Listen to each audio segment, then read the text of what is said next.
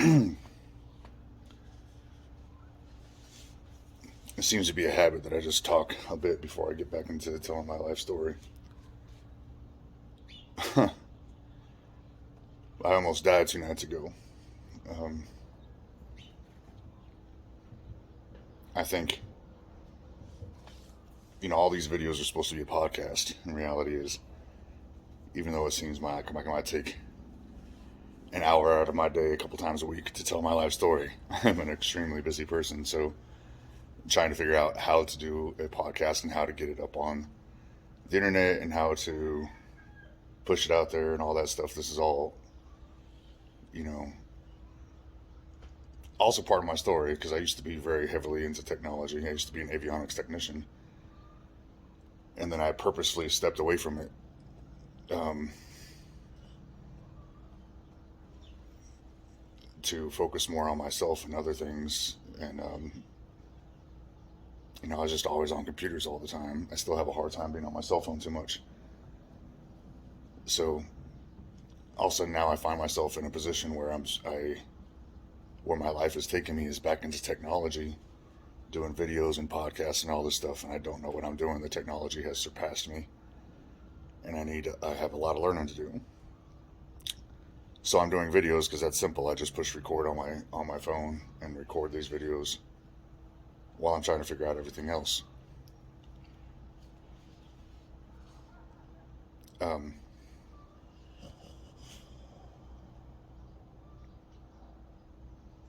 so yesterday I was just mostly kind of in shock and processing what happened, but it was just something very simple and dumb that I was supposed to go camping with one of my partners Friday night. I was looking forward to it. Just a one night camping trip out in the desert. Just light a fire, look at stars, relax. And I got bit by what I think was a fire ant, but I'm not sure. It was dark. And I've been bit by ants before, but it's been a long time. And the only thing I've ever seriously had an allergic reaction to is a bee, so I didn't think anything of it. And we're just sitting down, going to sleep, talking, and and all of a sudden I start throwing up. And what I was going to say is I'm going to tell a real brief version of the story, and when I get the podcast up and running, I'm going to have my partner come on and tell the whole story because they tell it much better than I do. And then what happens is I think part of the effluvia gets stuck in my throat and I can't breathe. So I'm trying to get myself to throw up more to get whatever's stuck out of my throat. And at one point in time, I'm trying to teach my partner how to do CPR and put their fingers down my throat and clear my airways, but there's nothing there and I'm confused. And then I realize I'm having an allergic reaction. There's nothing in my throat. My throat is closing up because it felt like there was something in my throat. And I know it's going to sound weird. We did not go to the emergency room. I live in a town where there's 3 emergency rooms spread across 5 towns, 6 towns, and all of them suck. So, and all of them are far away from where we were. So it's like I might have died trying to get to the emergency room and trying to get care in the emergency room. So stopped and got Benadryl, and I was okay. But it was like there was a couple points in times where I thought I was going to die, and that made me realize that I'm skipping over some pretty important things. I don't really think about my life a whole lot. I don't really dwell on my past, and I guess that's part of the processing the trauma for me. I started doing these videos because other people have asked me about my life story, and it's a hard story to tell. So I thought it'd be easier to talk into a camera than it would be to tell the story to a person. But some parts of the story I have to tell privately, and that's what I was doing on Friday, because there's some parts that are too. I don't feel comfortable sharing them with YouTube. You know, it's too painful. And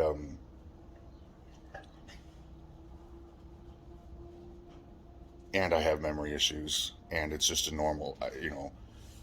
First of all, I have ADHD. Secondly, I have traumatic brain injury. Thirdly, I have PTSD. All three of those things affect your memory. And with trauma, it's normal to block out. I used to just not remember big chunks of my childhood, but telling the story is bringing memories back. So things are just going to get told out of order. Um, and I'm realizing I'm missing some pretty big chunks here. And those are my near-death experiences. My first one was the day I was born. I was born with my umbilical cord wrapped around my neck. Choking seems to be a recurring theme in my life. Um,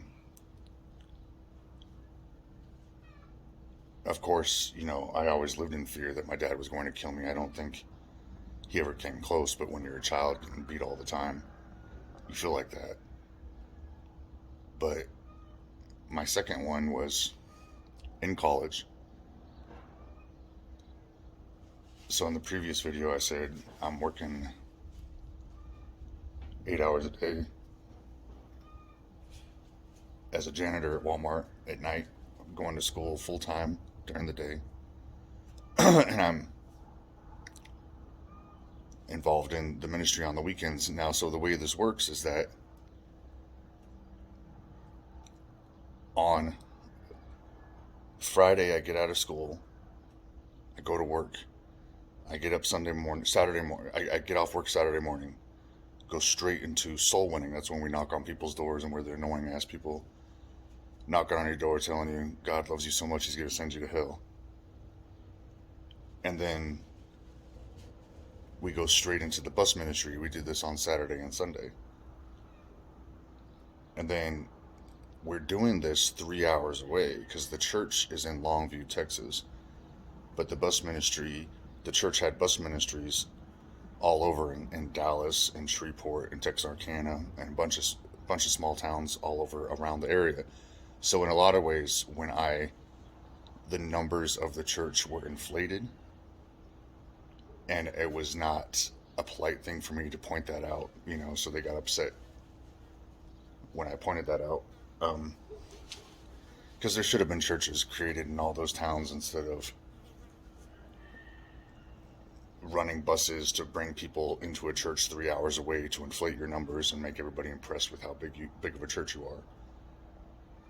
Because if you have a church in a town of 70,000 people and that church has 10,000 members on Sunday, something doesn't add up to those numbers. And so they're counting the people on Saturday and Sunday, running multiple services in multiple cities all over the place. They were counting those all as Sunday service attendance for the church on Sunday to pump the numbers up, to make it seem like this is a big deal, this is a mega church. And it was definitely, one of the biggest churches I've ever been in, but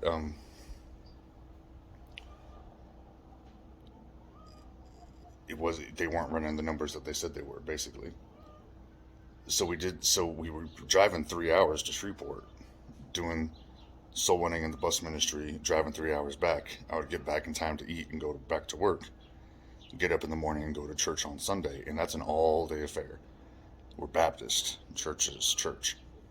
So again, we're running the buses again on Sunday morning, Sunday school, choir practice. I sing in the choir.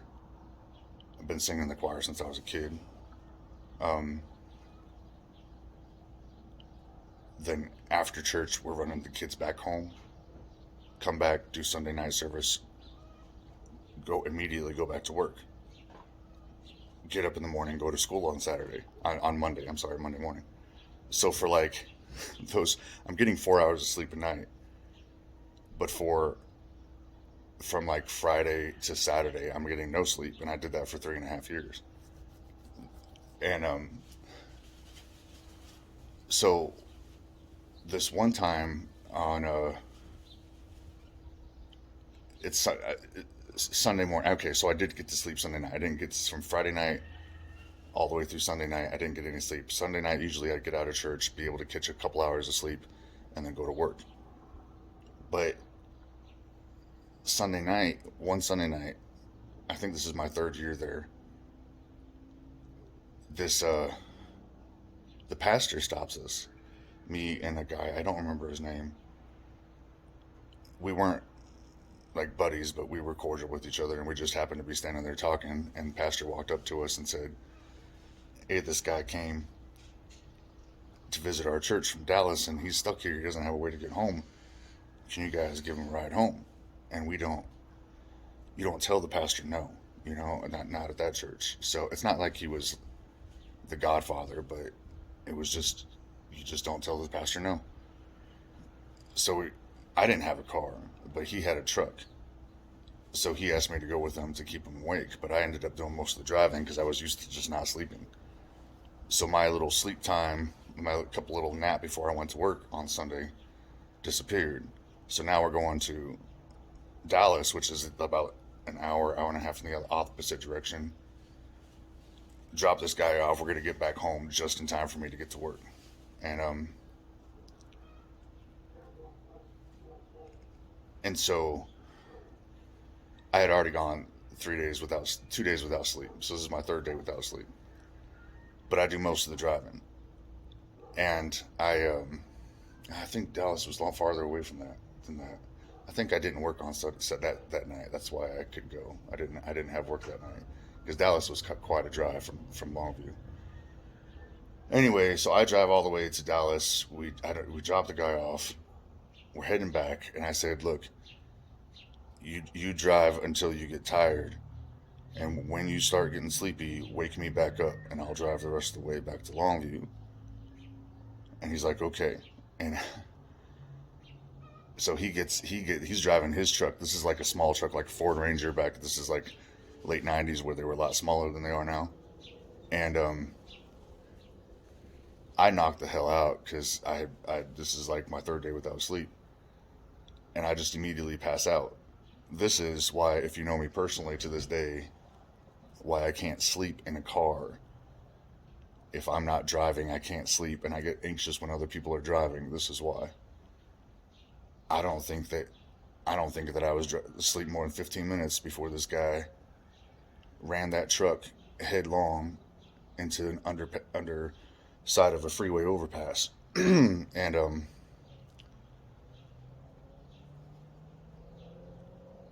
and we woke up in the truck. You have a freeway overpass with just concrete underneath it, right? You're just going through, and there's just these concrete on both sides. The truck is just boom right into the concrete, just fucking totaled, and the whole car is just complete. The truck is just completely smashed to shit. Looked like an accordion. I don't know how fast he was driving, but he must have been going pretty fast. And fell asleep and hit the car headlong into the overpass. And I know now that I wasn't shot because it was like I was in a dream state. I didn't really understand what was going on. We were both unscratched, but I know like I had to have had a concussion, and it's the middle of the night now, so we're kind of just standing on the side of the road staring at his truck, and somebody just pulls up and said, "Are you guys boys all right?" and gave us a ride back to the church. I don't even know what happened to the truck. I was dazed for the next several days, and I realized, I had a concussion, so that's my first traumatic brain injury. And my third near-death experience, because I missed one, when I was about 16, I believe, we were out. My dad would go fishing off the pier, and normally, because we live in California, right? So the beach is a couple hours away. And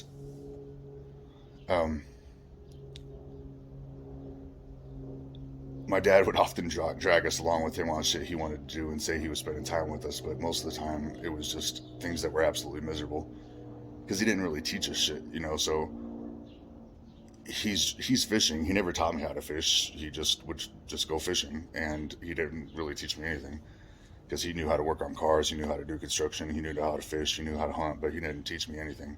He'd just get mad at me because I didn't magically know how to do it. And so he'd be fishing off the pier, and we couldn't go down to the beach and look at the heathens in their bikinis. So we had to just sit there right by him. So I'm just sitting there for hours, you know, all day long, just smelling fish guts in my nose and being utterly bored out of my mind. And my dad is like, "We're having family time."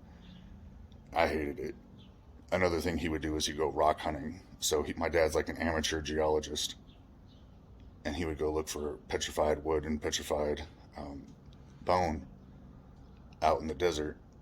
And so we go out in the middle of the desert where it's 100, 110, 120 degrees sometimes. And again, my dad never explained to us or to me what the hell we were looking for. So he would just be hours walking slowly, staring at the dirt, looking for petrified bone and petrified wood. And this is my dad's hobby, and I'm just hot. I'm just hot and fucking miserable and fucking bored. And, you know, you can't complain. If you complain, he'll beat you. So we just sit there, you know, or just walk for hours and all day long in the desert. And my dad would find stuff and my brother would find stuff, but I don't know that anybody else ever found anything.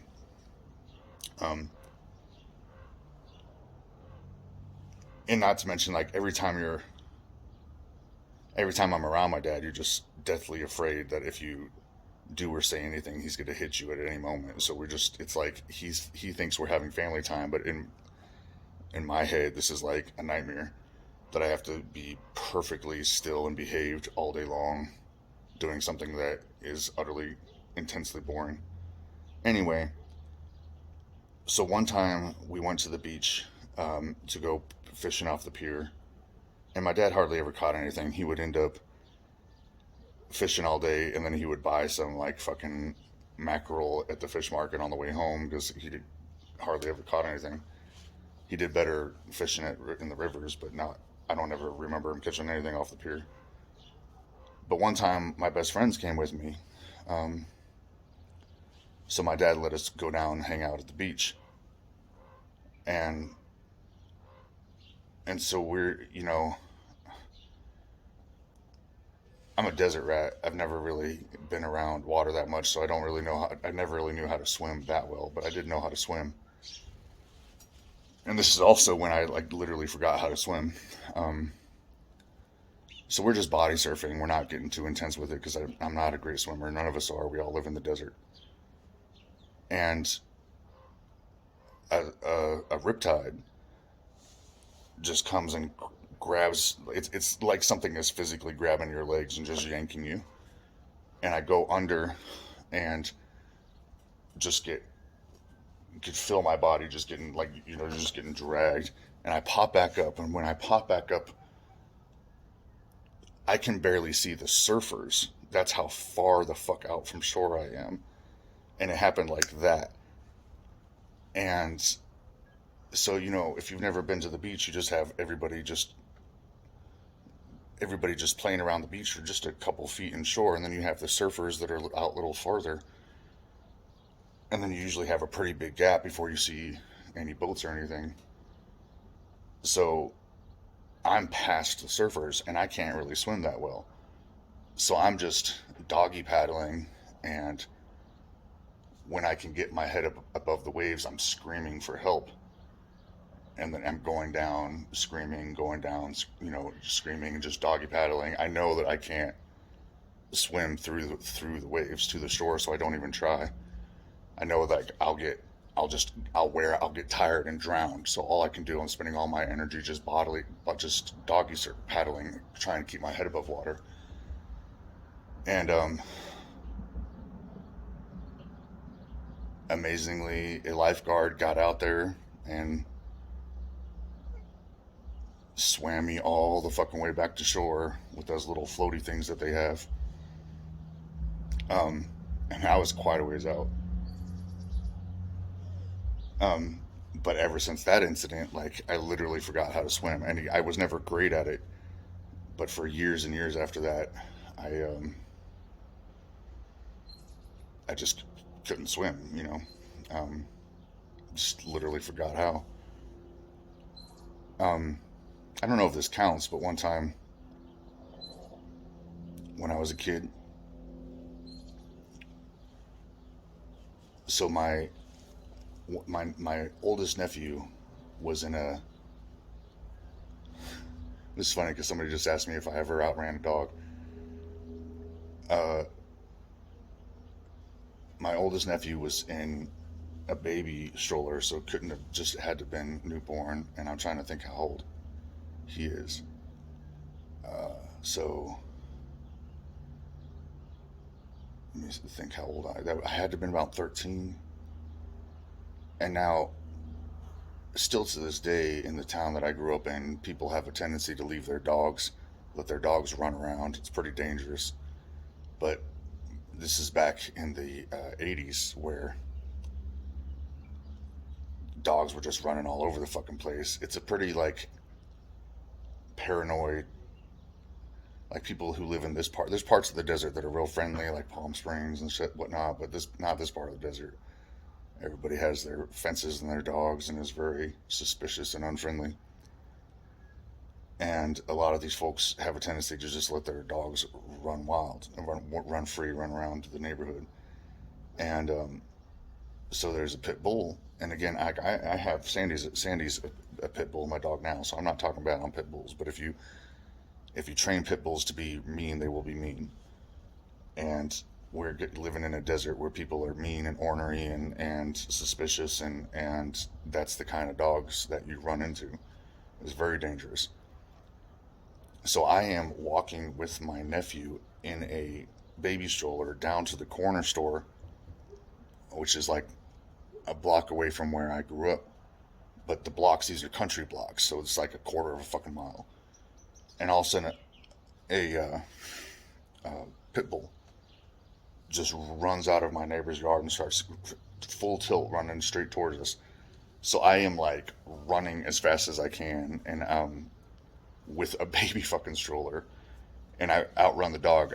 I'm middle aged and overweight now, but I was pretty fucking fast. I ran cross country in high school, so I outran the fucking dog. But Jesus Christ, it was fucking scared out of my mind that that dog was going to kill my nephew or both of us. But I don't think that was really counted as a near death experience.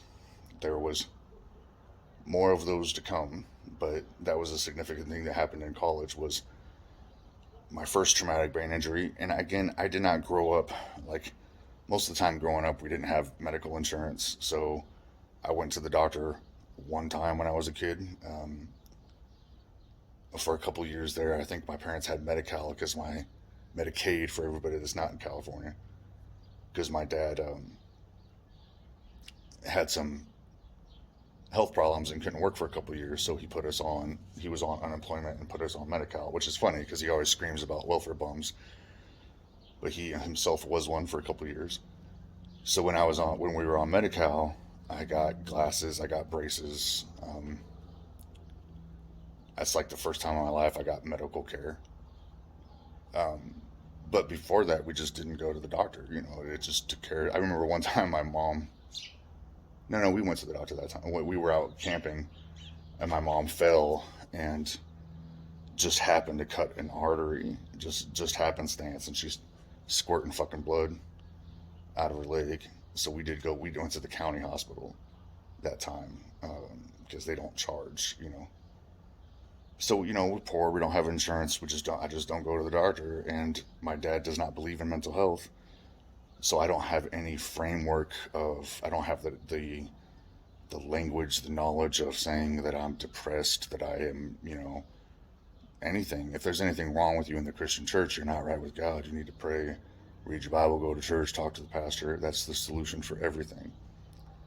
So I am not like cognizant of the time of I have this car accident that it's amazing that I didn't die, let alone not even have a scratch on me. head first into an overpass, and then afterwards, um, I couldn't really remember the next couple days. I'm not thinking, oh shit, I have a concussion. It just doesn't fucking occur to me. Um,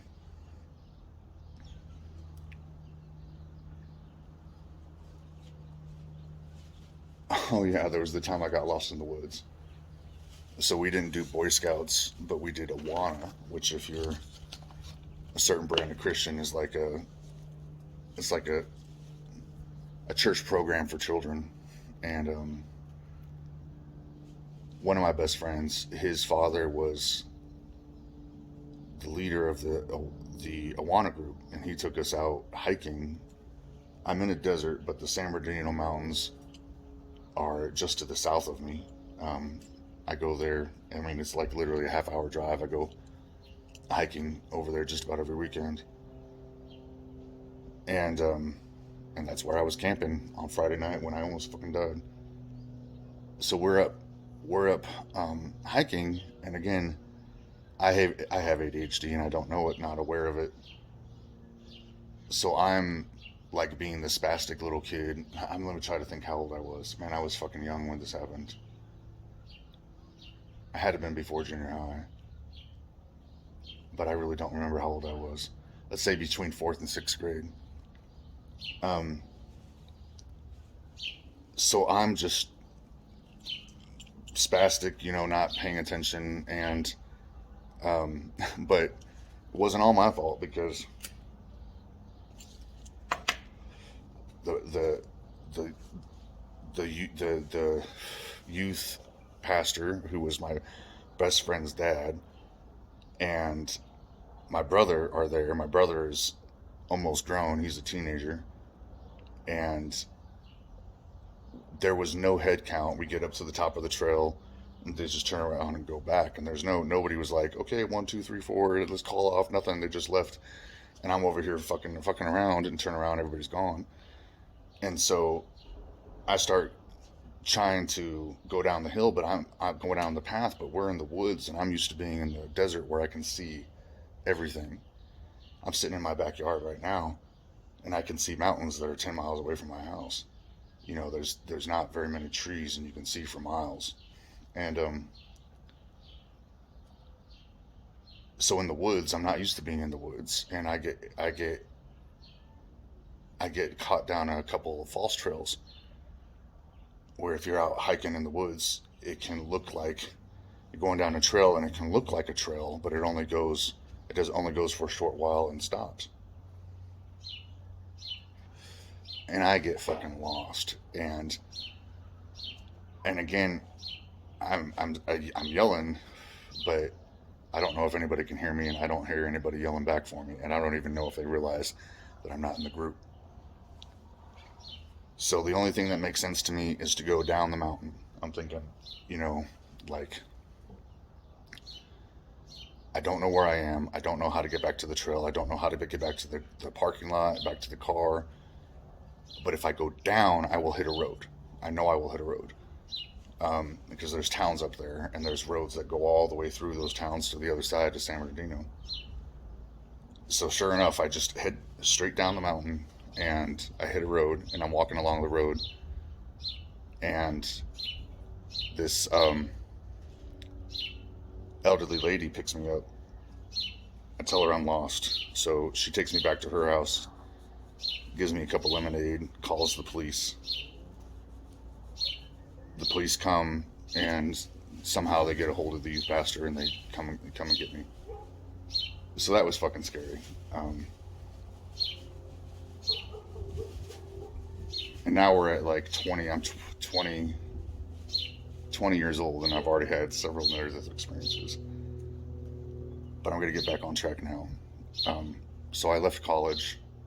I left the Independent Fundamental Baptist Church, but I did not leave the church. I still consider myself to be a Christian at this point in time. I start going to my sister's church, which is Methodist, I believe. And I live in Colorado with my sister for a year. The first at first I'm still sick because I just got over having pneumonia, so I'm still sick. I'm still resting a lot, and her ex-husband was a fucking asshole, and he was just causing grief, and complaining, and I'm sitting there like, hey, I'm sick, man. I guess I need to sleep a lot to get my body back on track. But God, he was a dick, and I ended up leaving because of him. She divorced him a few years ago, and that's, man. But he's giving me a hard time. So as soon as I can move and get up and move around, I get a job. Again, it's the '90s, so it's not a hard time to get a job. And I end up working for Focus on the Family. And as much as I do not agree with today, I don't agree with Focus on the Family's religious views, spiritual views, politics. I see that they're very abusive in the message that they put out and all that. However, working for them was wonderful. It is still to this day the best place I've ever worked. I felt welcomed. I felt loved and supported. They trained their people very well. They, I took a job that was a data entry job, and I didn't know how to type, so they taught me how to type in order to have, to get the job. And alphanumeric keypad and all that shit. They had a cafe there that is still like the best work cafe that I've ever fucking had in my life, which was funny because I nearly every day I would go get lunch and I would get like a spinach salad with poppy seed dressing on it, and then I popped hot for a random drug test because I was eating poppy seed dressing every day, and I was so sheltered and unaware of the world that I had no idea that heroin was made from poppies. I did not know that, and so I had to not have my poppy seed dressing for a while, and they retested me. But it was a great place to work. It really was. And I was going to my sister's church and started seeing a girl there, and I had just been I was a mess, and I didn't know I was a mess. That's the thing why nowadays I tend to be a lot more patient towards people who are wrecks and who hurt people and who are angry, because I have been that myself, and I know that is, number one, pain, and number two, a lack of awareness. These people are not, I was not taught, I was not given any framework for mental health, for real spirituality, none of it. So me and her argue and basically break up. But then for some reason, my brother-in-law were all over. At that time, both my sisters were living in Colorado. So we're all real shortly after I broke up with her, we're all at one of my sister's house, the whole family. And so both my sisters, my niece and nephews, and my brother-in-law. And he asked me if I was having sex with this girl that I was dating. And I was just like, bro, that's not any of your business. Now, I wasn't. I was still scared that God would strike my dick off if I had sex outside of marriage. But I did not and do not see how that was any of his business, or he had any right to ask me that. So I was like, bro, fuck off. And so then he attacked me. And he's a big motherfucker. I mean, he's not big. He's not tall like I am, but he's like stocky as shit. And so we're just going at it in the goddamn living room before my sisters managed to break up the fight. And I just that's really the first time I have a panic attack. And again, I have no idea what's going on, but I just flipped the fuck out. And I'm crying and shit. And I don't know that I'm having a panic attack, and run off. And from that, basically, I moved back to California, stay with my parents, which is like not the best fucking scenario, So I'm staying with my parents. Um, I had just bought my first car, a goddamn um, Ford Aspire. Aspires to be a real car, and it's brand new. You know, it's the no, it's the second car because I had a little Toyota Corolla before that, a little like 1989. But so it's my second car. I had been without a car for years, and so I have a brand new car. I moved to California, and again, I'm so unaware of the fucking world and the way things work that I did not know that um, car insurance is state by state. You know, I just thought you just have. I'm paying my insurance. I have insurance. I had no idea that when I changed states, I had to call my insurance company and tell them that I did not know. So I get a job working at an A&W. I'm living in Hesperia, California, where I live now with my parents.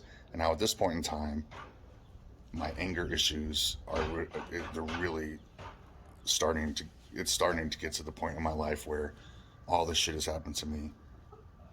I I got kicked out of church. I had a breakup. My brother fought and the law attacked me. I have to move back home. I do not want to be here. And this is where I really start having anger issues. And not to mention the traumatic brain injury, which I was completely, not even thinking about that. And I know I'm just being difficult. And but at the time I was just lost in my pain and depression. Didn't even know I was depressed though. So I'm working at a fucking A&W, which I don't even think is there anymore, as I'm driving an hour each way back and forth to work for a minimum wage job and trying to, living back with my parents and trying to scrape enough money to get the fuck out of my parents' house. And I'm start going to church where I grew up, which was not, it was Baptist, but it was not independent fundamental Baptist. They were like a little bit more of a liberal, not, you would still consider them to be extremely conservative, but they were not as crazy as the fundamental Baptists. They were Southern Baptists, so they were a little bit more relaxed, And so the pastor there offers me a job, and I start, but it's not like full time. So I start becoming, and I'm an associate minister, doing like I taught in the church had a school that I attended when I was a child. So I'm teaching high school, basically all subjects, but it's not.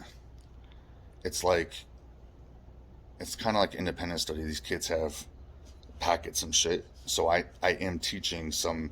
Sometimes I am in front of class teaching something, or I'm teaching something to a child, but a lot of times I'm just monitoring shit. And so I did that, but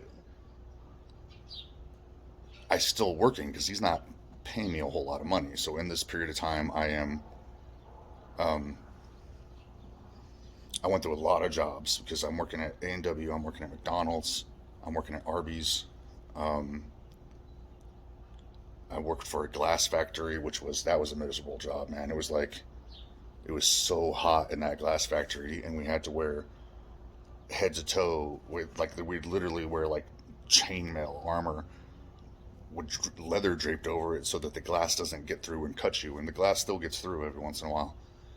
But we're taking this hot glass that it just gets, so there's a furnace that heats up the sand, makes the glass, and then it goes through rollers that presses it out into sheets of glass and then cuts it, and then we're picking up the glass and crating it to ship off. So we're just all day long, you're just flipping sometimes huge pieces of glass, and it's just fucking hot, and you're just goddamn sweating all the time. And all these little jobs. And so basically it's like I'm starting working for minimum wage, and anytime anybody offers me, again, it's still the 90s, so it's not hard to get a job. So anytime I get 25 cents more an hour, 50 cents more an hour, anything, I'm taking a different job. And so it gets to the point where I'm making like $12 an hour, which is above minimum wage at that time, but it was still not great. And then so the pastor invites me to be an associate pastor, so I'm doing that, but he's still not paying me a lot. But I do have enough money to I meet a girl, and I call this my rebound from God. Well, let me back up though, because I hadn't been in California. I started to tell a story, and I interrupted myself. I do that a lot. I hadn't been in California very long. I had this brand new little car, Ford Focus, and I'm going to work down at that A&W down the hill, down what we call it the hill. There's a desert mountain, and then there's the rest of California where most people live along the coast, and that's where most of the jobs are. So a lot of us are making this drive every day to get to work. And I one day got off work, and I get on the freeway, merge over on the freeway, and then immediately I'm like, oh, there's a lot of traffic. I want a soda. I'm not going to be sitting here in this traffic, an hour drive to work. I want a soda. So I immediately get back over to the right to get off the freeway, get a soda, and then get back on the freeway and go home. I get off to the right, and to the far right lane in order to get off the freeway. And the woman in front of me brake checks me for literally no reason. She just slams on her brakes. There's plenty of room between us. And she was driving a white Mustang. And she slams on her brakes. I slam on my brakes to keep from hitting her. A little tiny white, black pickup truck behind me hits me. And I'm driving this little tiny car. I go spinning across the freeway all the way from the fourth lane, right? Because you count freeway lanes. One is the fast lane, and when you're in the fast lane, you're supposed to be driving like an outlaw. That's the fast lane. If you're driving slow, please get the fuck out of the fast lane. That's for us outlaws that we don't give a shit, okay? So I'm in the slow lane, which is the fourth lane, 1, 2, 3, 4, all the way to the right side of the road. And my car just spins and goes all the way over, and I end up in the median. But while I'm spinning across the freeway, I'm getting hit. Now, both the white car and the black truck take off. So when the police get there, all they see, all that people tell them is that I just suddenly just went spinning. I just took my car and just like, and just went crazy and just cut across 4 lanes of traffic. That's not what happened. But my car was, again, completely totaled. And this is like a year after the first accident. My car is completely totaled, just crumpled up like a fucking ball, but I was untouched. And again, very sure that was my second traumatic brain injury, second very serious car wreck, and now I'm 21 years old. And because I didn't change my insurance over from Colorado to California, it's my fault, and I get stuck with like 3 different people filed insurance claims against me, and I had no fucking money. I'm working for a fast food restaurant making minimum wage, and so I had to declare bankruptcy at 21 years old to get, like, 3 different people sued me for like $90,000 total, and I had to pay off my car because I wasn't insured, because I did not know I had to change my insurance when I moved states. So this happened like right when I moved back to California. It was like less than a month that I had been back here, and I get into another fucking almost die wreck, ruin my finances. So all of this fucking stress, and this is when my behavior really starts getting out of fucking hand, and I'm starting to be a shithole. But I meet a girl, and I call her my rebound from God, and I'm leaving people's names out on purpose.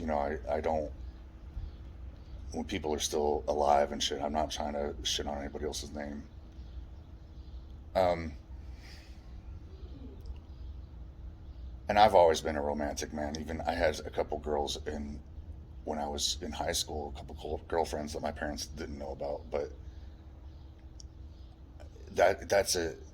I found out later in life that's a symptom of trauma. If you're not getting love from your parents, you tend to fall in love really hard. And so I'm like 13 years old writing love letters to my girlfriend, and again, not sexual, because I was scared of sex, but intensely, emotional. And you could not convince me it was puppy love. I was in love. So I've always had a bad habit of falling in love too goddamn fast.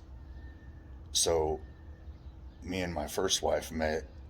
I'm working at a fast food fucking restaurant, and I also, we get married, um, and then I get this job working as a minister, but I'm working two different jobs, and we have a little apartment that's $400 a month that is right next to a train tracks, and it's right behind a hill. So here's a hill and here's the apartment. So every time it rains, water goes down that hill and right into our fucking apartment. So it's floods in the Southern California. It rains more in the winter than it does in the summer.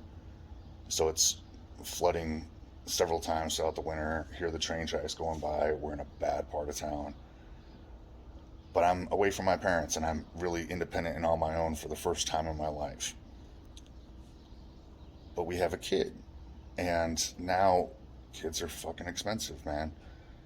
So I'm just looking at it and saying, like, I'm working and working and working and working and going from job to job. But the reality is that I went I went to college to be a minister. I don't have any marketable job skills. I don't know how to do anything, and I don't have a college education. So I'm just going to be doing this for the rest of my fucking life until I get either some kind of craftsman skill or I go to college. And I did. I tried to go to like truck driving school, and I didn't realize until I couldn't back the fucking truck up. And I didn't realize until I went into the military later that there's something with the peripheral vision of my eyesight, because they told me in the military you'll never be a pilot, because I wanted to be an officer, and they were like, no, you have some peripheral vision thing with your eyes, you'll never be a pilot. So that's why I couldn't back the stupid truck up. um and I tried to join the carpenters union because I get a job there, but they were like, okay, you have to have it's like $800 worth of tools. You have to show up for work the first day with all these tools. I'm working at like Arby's at that time. And I'm like, I don't fucking, how am I supposed to do that? So I'm trying different things and trying to figure out how the fuck to get out of this extremely extreme poverty that I'm living in. And then we have a kid and shit, it's now, I'm living in a shitty fucking apartment in a bad neighborhood, working two jobs, stressed out, and I start losing my faith in God. Now, I'd already been through some severe fucking trauma around the church, and that's not even the only thing. Like, I didn't even tell the stories about when we got church. No, I did, when we got church when I was a kid. So we got excommunicated. So I already have some like bad feelings harbored towards the Baptist church. But in my heart, this is God's true church, and these people are messing up. But this is where I'm supposed to be. This is the only real church. So it's an internal psychological spiritual struggle. But as I am now a minister, and that's when I was ordained in that church, and nobody ever revoked my ordination, so I'm still an ordained Baptist preacher. So I'm ordained, I'm in the ministry. I was an assistant pastor as a teacher in the Christian school and doing various things. And then a friend of my dad's starts a church, and I start helping him with his church as doing the music ministry and everything. But now that I'm officially a minister, and now I'm in the meetings where there's just ministers, that's when I really started to get disillusioned, because there's no talk of spirituality when it's just preachers in the room. It's just talk about money and politics and power. That's really all it is. And I've never been in a meeting with other ministers where they talked about, oh, we really, this, did you see how this person's life changed, and how many people were in church on Sunday? Well, they talked about that, but only as far as the numbers. And we have new people in this, there was no talk of people. There was no talk about lives. There was no talk of spirituality. And so I started to get disillusioned about the church. But also at the same time, now I don't have this really strict pastor. Back a few, rewind the clock 2 years when I was in college, and the pastor's like, don't read this book. Well, now I'm not around in that environment anymore. So of course I read all the fucking books that he would get up in front of church and hold up a book and say, do not read this book, it's of the devil. Well, I read that book. And I've always been a student of religion. I never stopped. I never stopped reading the Bible. I never stopped reading theology. But now nobody's telling me what to do. So I'm just reading and reading and reading and reading and reading. And I come to realize that, first of all, the story of Jesus was Jesus even a real historical person? Maybe he was, maybe he wasn't. That's not, scholars say different things. Scholars that are not Christians say, yes, he was, no, he wasn't.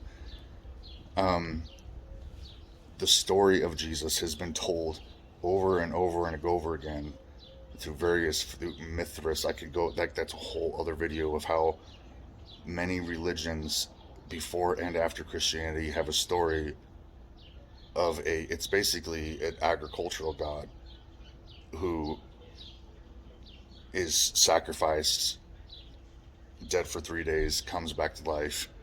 Like this story has been told since the beginning of time, but not Jesus. Like it's been in many different religions. So them saying the Bible is the word of God, we have the only truth, there is no other truth. Well, that's obviously not true, And then I start finding out that the King James Bible is full of shit, and I start reading the NIV first, and wow, what I was taught is not true. And then going back and learning about the history of religion, you eventually start running into mythology and realizing that basically in the very beginning, if we go back far enough, everybody basically believed the same thing. And it's not Christianity, it's paganism and it's magic.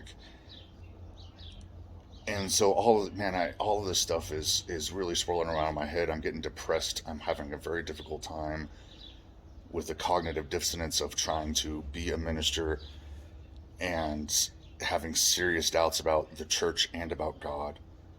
And eventually I can't do it anymore. And my performance as a minister is like I'm not, part of my job was to go soul winning, to go knock on people's doors every Saturday morning and bring people into church. That's one of the reasons why the pastor hired me, because I had been to this college that taught you how to do this, that taught you how to grow a church. And so he wants me to bring this, into his church and help his church grow. So I go out there on Saturday morning, usually by myself, because this church was not really into that kind of thing. And I just sit there and I start to get out of my car to go knock on somebody's door, and I end up just thinking about, like, what am I doing? Like, what does this mean? What is this the right thing to do? Is this how you go about it? Is this what Jesus meant when he said, go out into all the world and preach the gospel? Is this what he meant? Is the gospel even real? Is the Bible even true? And I'm just so wound up with doubt that I end up just sitting there for hours and not doing anything. And so I get fired. They were very gentle about it. But they fired me as a minister. And I was like, that's fair. I don't really believe this anymore. And I just stopped going to church. And then I go to join the military, because I realized that I'm just going to be in poverty, just working job to job, skipping job to job, trying to luck my way into a good paying job at some point in time in my life. And it's probably not going to happen unless I have either a marketable job skill or a college education. So at first I went and signed up for the Army, because my brother had already been in the Army for several years at that point. This is around the time of we're still in the 90s. So this is like, um, I want to say Bosnia around that time. Um, and my brother is already a fucking hero in my family, but he was deployed at the time when I signed up. So he he gets back from deployment, calls me and says, "Do not join the army. Join the Air Force." And I was like, "Okay, well, he knows better." So at that point in time, I was already in getting in gear to join the military. I has already like sold my car, not the car that got smashed up, sold the car.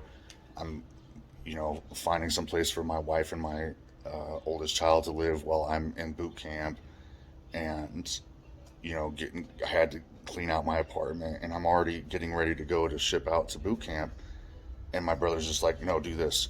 So basically, I just what they call straight shipped instead of the normal thing to do is delay shipment, where you go and talk to the recruiter, and then it's 6 months to a year before you actually go to boot camp.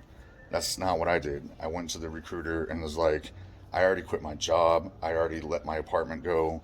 I need to go right now." So I basically went to the recruiter, and then like the next weekend I'm at boot camp. It was like I went, signed up, went to MEPS, which is where they do the physical, spent the night at MEPS, got on a plane the next day, and left for San Antonio, Texas to go to boot camp. And that was when I basically, another abrupt change in my life where I um, drop everything, leave the church for good, leave my religion, have a young wife and one child, and just entirely uproot my life and join the military, which is already like the third time in my young life that everything has changed. So that's it for that chapter. Next time will be military days.